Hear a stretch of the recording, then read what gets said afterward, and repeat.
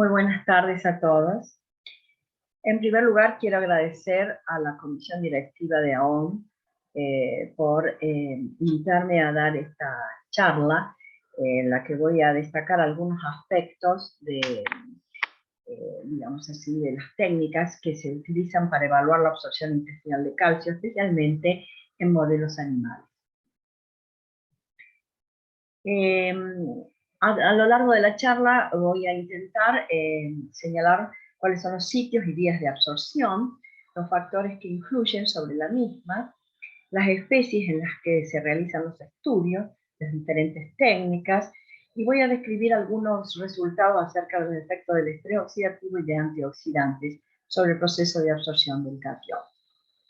La absorción intestinal de calcio es diferente en los distintos segmentos del tracto digestivo. A nivel del estómago, en realidad es muy poco lo que se absorbe, pero hay una facilitación de la solubilización del catión por el ambiente ácido que brinda el estómago. En realidad, la cantidad que se absorbe ahí es prácticamente negligible. A nivel del duodeno, debido a la longitud que tiene el duodeno, no es mucho lo que se absorbe, pero sí es muy importante porque es un sitio que es finamente regulado, especialmente el transporte de tipo activo. Allí se absorbe un 8%. En el yeyuno, el porcentaje de absorción del total que se ingiere es del 17%. En el ileum es donde se efectúa la mayor absorción del catión, porque el calcio permanece más tiempo en el interior o a lo largo del tubo, en la luz del ileum. A nivel del secum, el porcentaje que se absorbe del total es un 10%, pero es importante la absorción porque se producen sustancias acídicas que provienen de la fermentación de la microflora que facilitan la absorción. En el colon, en su totalidad, se absorbe un 15%, y prácticamente en el recto es imperceptible lo que se absorbe en cuanto al catión. En relación a la absorción a nivel del intestino, la mayor parte transcurre en la parte superior de las vellosidades y en la parte media. En cambio, la secreción ocurre a nivel de las criptas.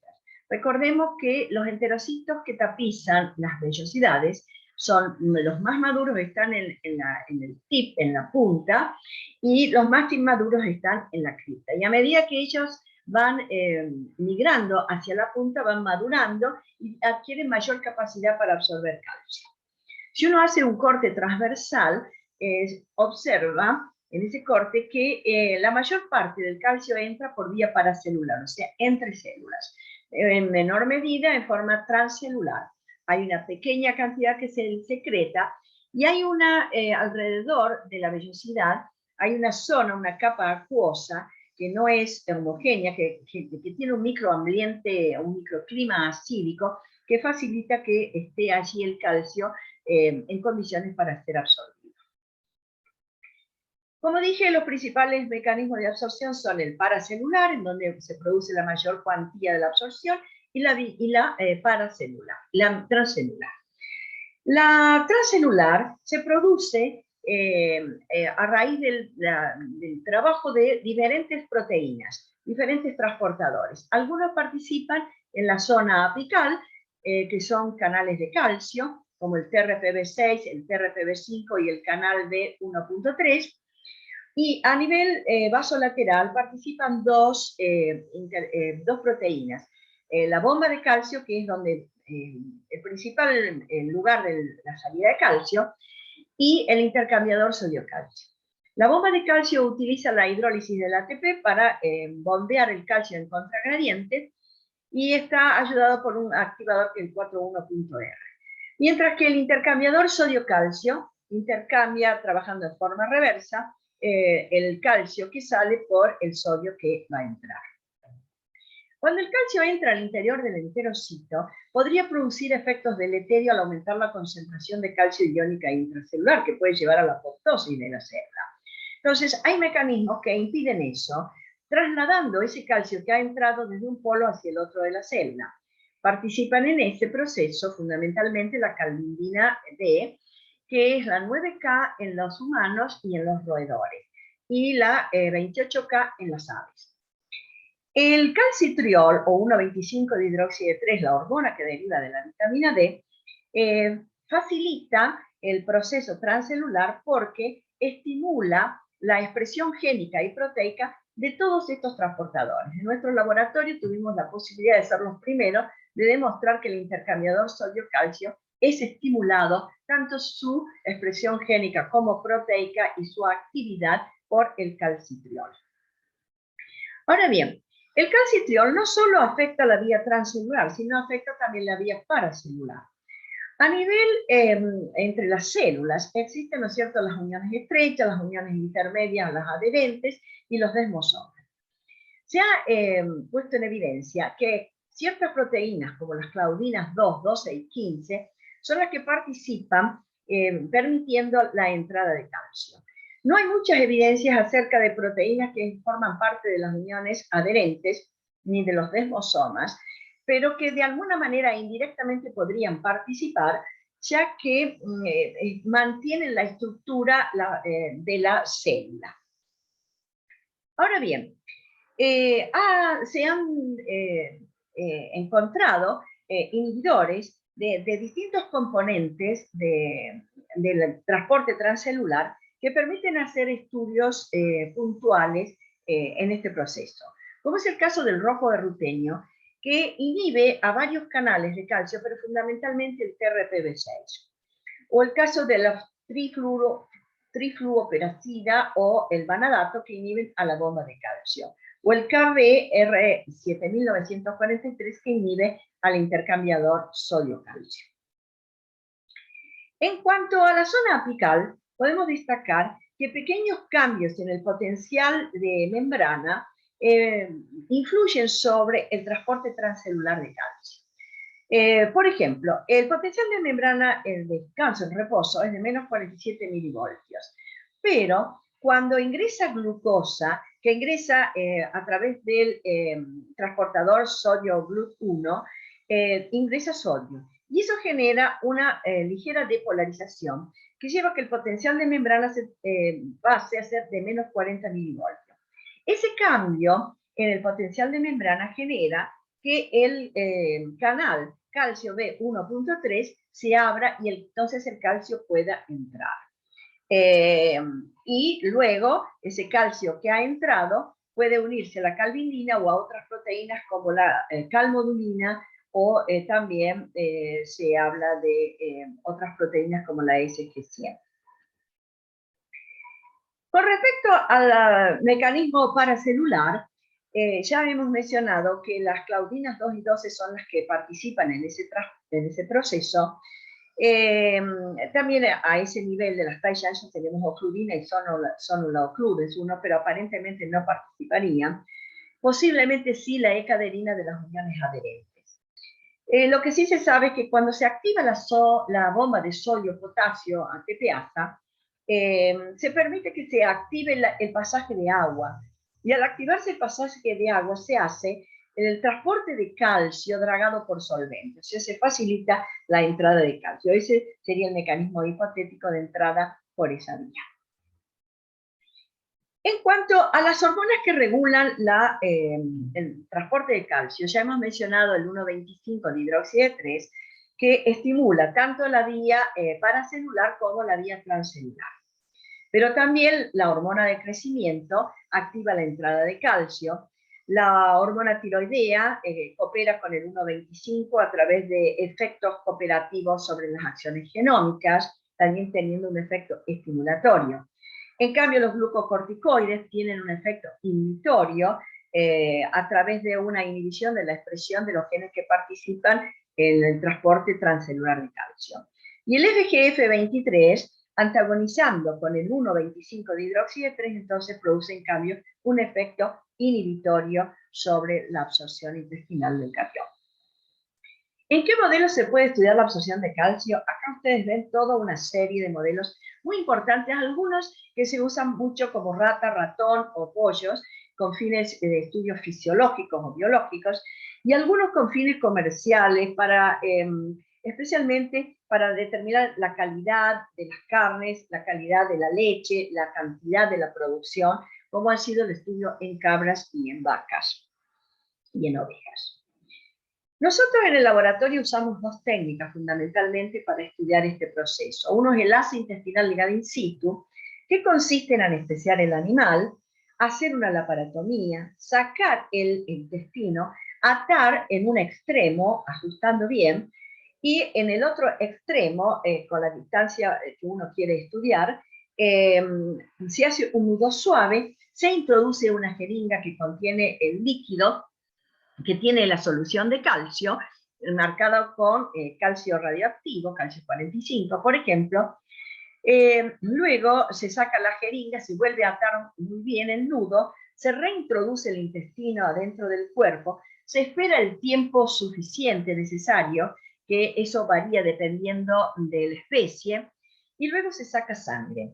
Para poder medir el calcio 45 que hay en sangre, se sacrifica el animal y se saca el intestino para analizar el calcio remanente en la luz del intestino y en las paredes del intestino, siendo mucho más limpias las mediciones de lo que ha pasado a sangre, o sea, lo que ha pasado de calcio a sangre, siendo un poquito más engorrosas las mediciones del calcio que ha quedado en el líquido o que ha permanecido en las paredes del intestino. Con respecto a la técnica del saco intestinal evertido, esta técnica, para ello hay que sacrificar el animal, sacar el trozo de intestino deseado para hacer el estudio, y se permite estudiar los flujos de serosa mucosa o mucosa serosa, ya sea usando una varilla de vidrio al cual se ata el intestino, y luego el intestino se revierte suavemente de manera que queda la mucosa hacia afuera, y luego se puede atar en el otro extremo y queda formado, digamos así, un saco en el cual se puede introducir una jeringa y se puede introducir líquido en su interior, se coloca, por ejemplo, en un Erlenmeyer con solución afuera, y se pueden estudiar los intercambios que puede haber en uno u otro sentido, usando un baño termostatizado y gaseado. Esto es una técnica muy utilizada, pero digamos, está más alejada de las características fisiológicas del animal, ya que no hay circulación sanguínea y no está, ¿no es cierto?, el intestino ubicado dentro del cuerpo del animal. Hay otros estudios que permiten también evaluar algunos aspectos de la absorción intestinal de calcio, como ser el estudio de captación de calcio por células epiteliales, que pueden ser enterocitos totales o enterocitos con distinto grado de maduración. También se pueden estudiar la captación de calcio en vesículas, que pueden ser del borde del cepillo, que se obtiene de la región apical de las vellosidades, o de vesículas de membrana vasolateral de los enterocitos. Yo les voy a describir ahora algunos estudios que hemos hecho últimamente empleando la técnica del ase intestinal ligada in situ, en un modelo que asemeja al síndrome metabólico, que es la utilización de fructosa al 10% en el agua de bebida, que hace que los animales, las ratas, por ejemplo, desarrollen en el término de un mes aproximadamente, desarrollen síndrome metabólico. Pues bien, desde el cuando tienen cierta edad, por ejemplo, a partir de los 2 meses, se empieza a dar una dieta libre en fructosa. 3 días después uno empieza a dar un antioxidante, como es el caso de naringina, y al final de que se cumplen los 30 días que se inició la dieta rica en fructosa, el animal ya presenta síndrome metabólico. Aquellos que han recibido naringina, digamos, esos animales, vamos a tener animales controles, animales con dieta rica en fructosa, animales tratados con naringina solamente, o animales tratados con la dieta rica en fructosa y naringina. Bueno, ¿qué hemos visto?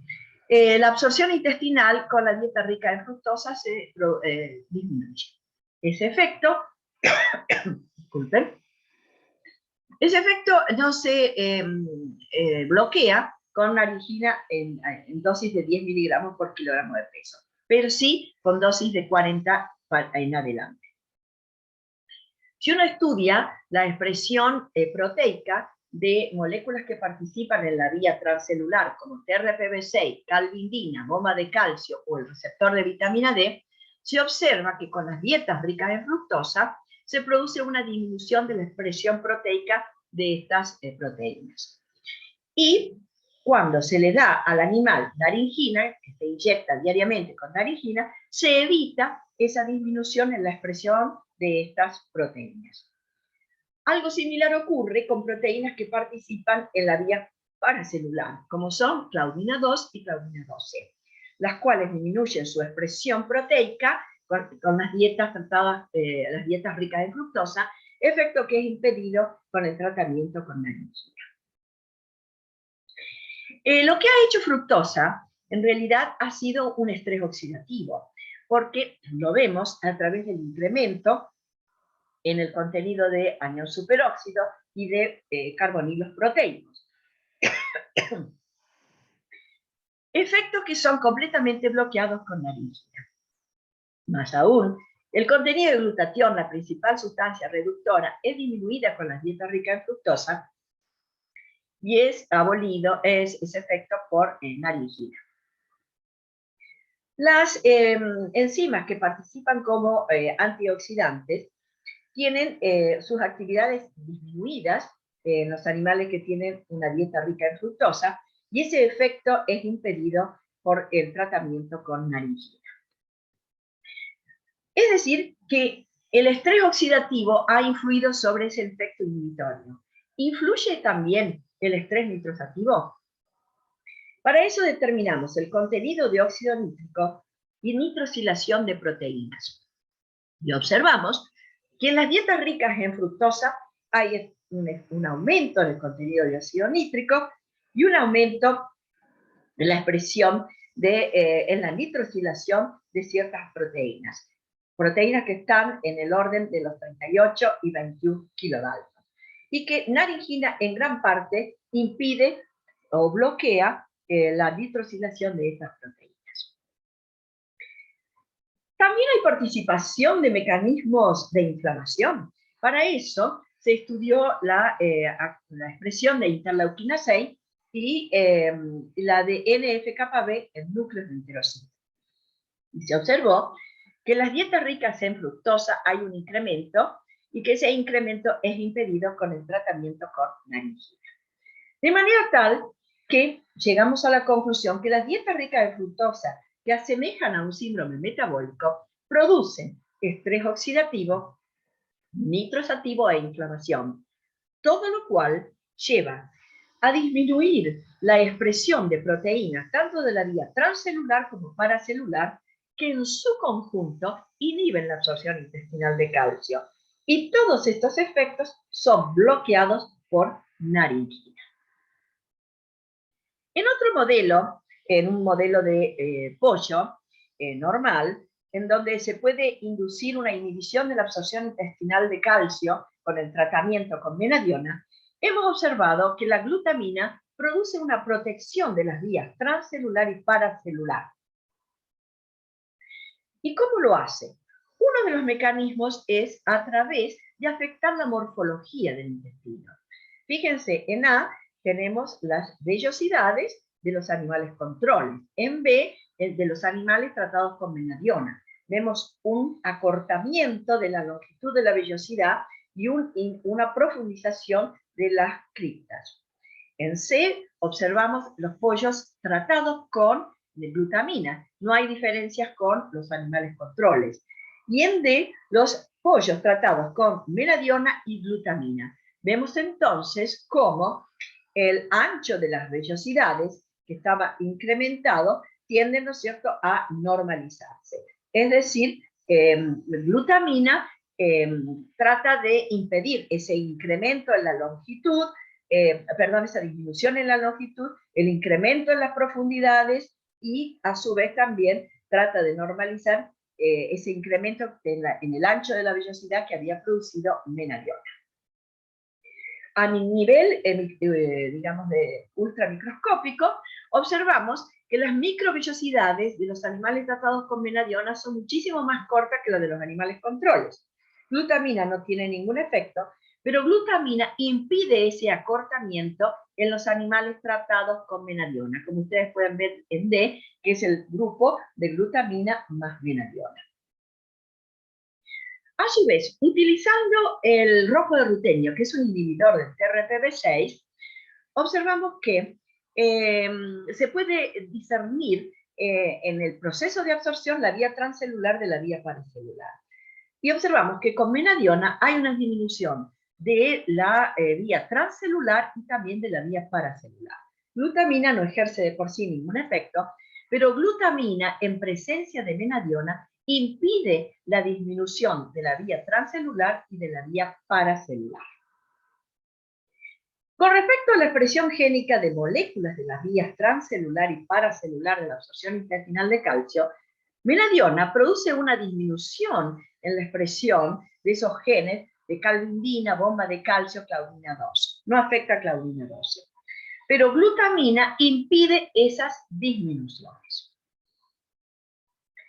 Interesantemente, también actúa sobre componentes de las uniones adherentes.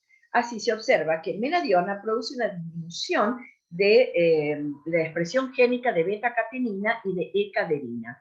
Y glutamina impide esa disminución de beta-catenina. No así la de E-cadenina, que se mantiene igual que en el caso de menadiona. O sea que en estas condiciones selectivamente a uno de los componentes. Quiere decir que también está afectando o está favoreciendo la absorción intestinal de calcio por afectación también de las uniones adherentes. Es a través de disminuir el estrés oxidativo, sí, efectivamente, porque hemos observado que el anión superóxido incrementado por menadiona y los grupos carbonilos incrementados por menadiona, esos incrementos se ven impedidos en presencia de glutamina. Es a través también de impedir procesos de apoptosis, efectivamente.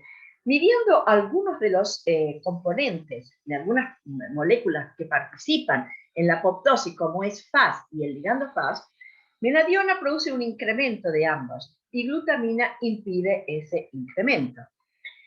Si se estudia la fragmentación del ADN, se observa que menadiona produce una gran fragmentación, efecto que es impedido por glutamina cuando se aplica simultáneamente. ¿Tiene algún efecto también sobre el proceso de autofagia? Sí. Fíjense, menadiona produce un incremento de la autofagia. Glutamina también, de manera similar, pero el tratamiento combinado se estimula mucho más el proceso de autofagia, que posiblemente debe estar encarado hacia favorecer la sobrevida de las células y la integridad fisiológica de las mismas. De manera que podemos llegar a concluir que glutamina protege la absorción intestinal de calcio a través de sus propiedades antioxidantes, antiapoptóticas, proautofágicas y antiinflamatorias. Como conclusión, entonces, glutamina podría ser usada como un suplemento nutricional oral para mejorar la absorción intestinal de calcio bajo condiciones oxidantes.